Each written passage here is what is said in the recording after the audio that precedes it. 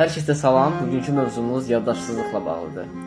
Yaddaşsızlıqdan əziyyət çəkən insanlar, həmçinin uşaqlarınızda valideynlər, yaddaşsızlıq varsa, abituriyentlər, imtahana hazırlaşan tələbələr, yaddaşsızlıq probleminiz varsa, bir sözlə, kimlər ki yaddaşsızlıqdan əziyyət çəkir?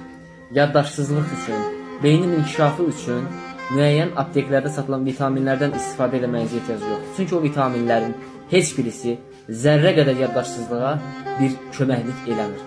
Məsləhət görürəm yaddaşsızlıqdan əziyyət çəkənlər, abituriyentlər, hazırlığa gedən uşaqlar, valideynlər, uşaqlarınızın sağlam olmağını, uşaqlarınızın yaddaşının yaxşı olmağını istəyirsinizsə, mütləq şəkildə uşaqlarınıza beyin kalsiyumu içirin.